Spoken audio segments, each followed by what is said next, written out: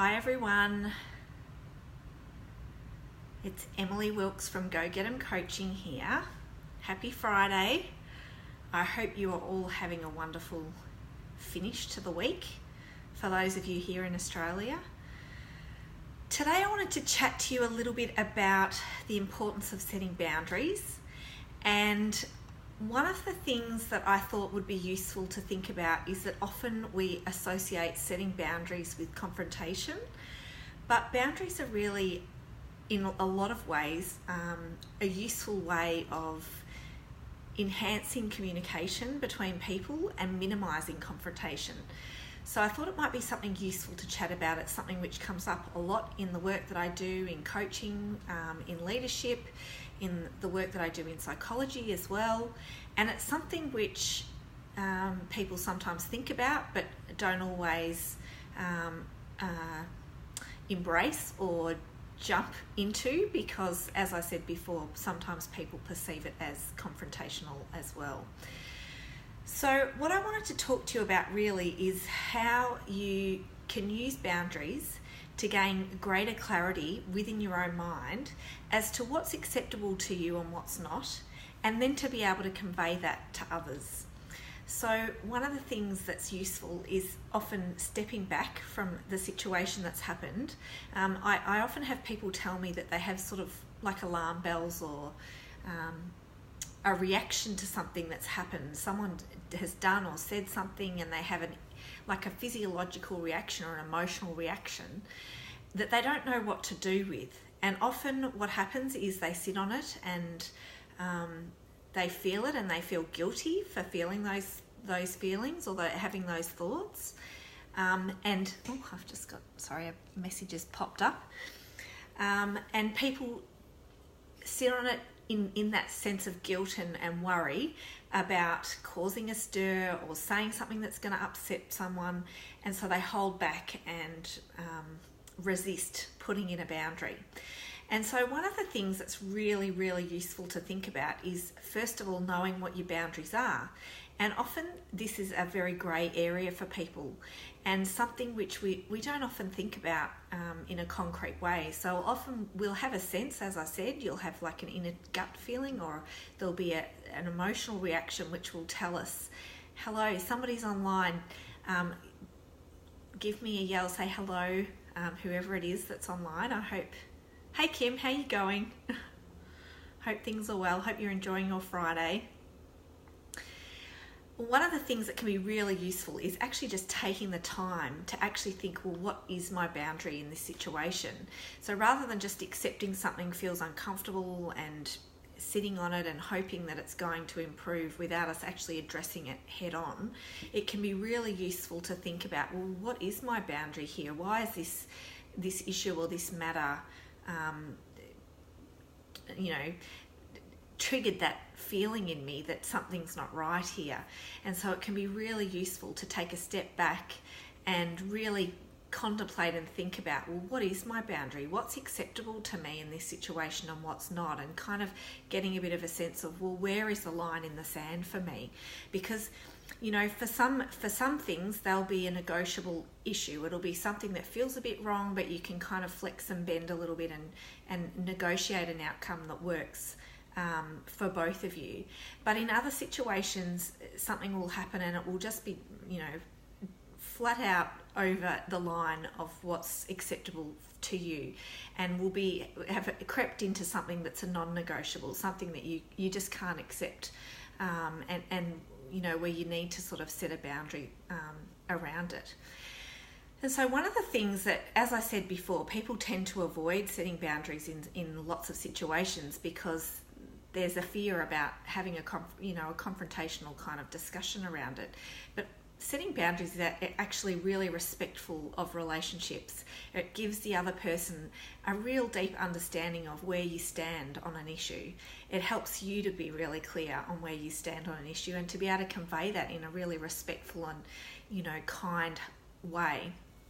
And it helps the other person then to know exactly what it is that helps the relationship to move forward, that helps you to have more respect and trust, because there's that transparency in that you're able to have that conversation.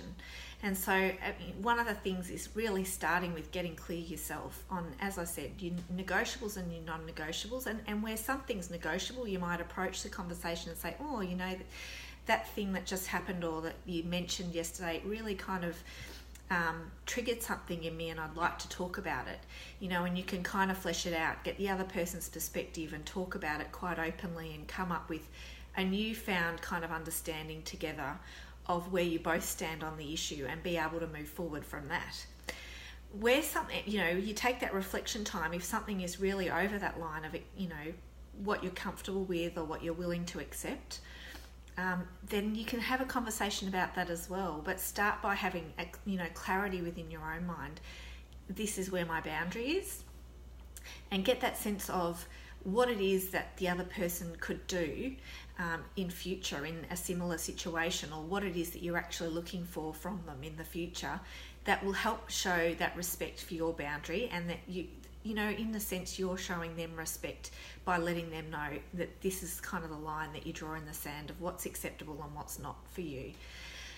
So boundaries are really, really powerful strategy, like a powerful approach that enables you to deepen the relationships that you have and, you know, build that, you know, greater connection and that greater communication and that greater respect for each other through actually opening it up and having a conversation that's respectful, but it's also really clear and also helps others to understand, well, what is it that you need next time? So rather than someone sitting on something and not saying it and feeling, you know, holding some, you know, sometimes resentment or a grudge about something, being able to actually have that transparent conversation actually deepens the relationship and strengthens it, rather than actually sending it into confrontation.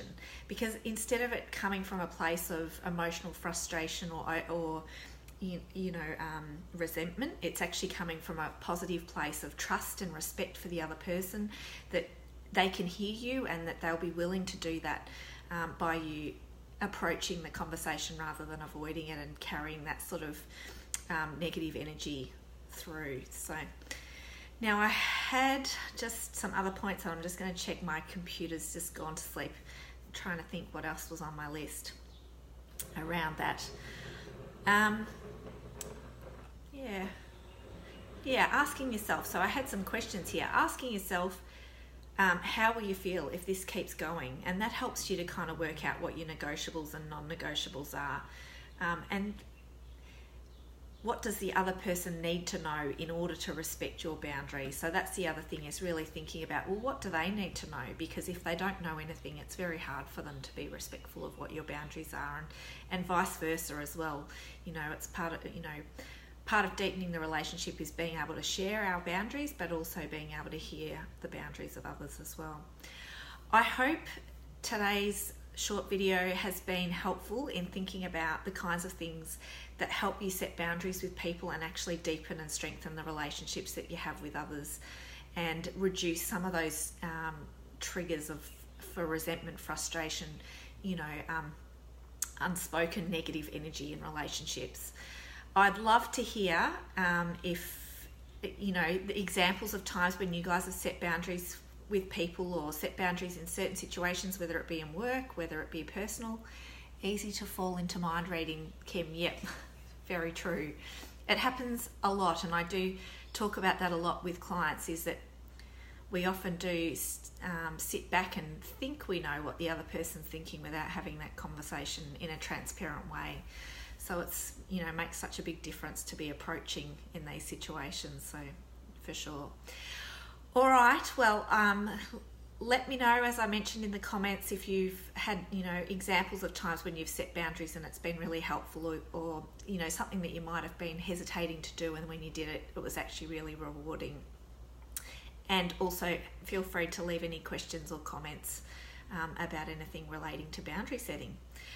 I hope that you all have a wonderful weekend, and I'll look forward to catching up with you next week. I'm going to keep doing some more videos into next week as well. So enjoy your weekend, and I will look forward to seeing you next week.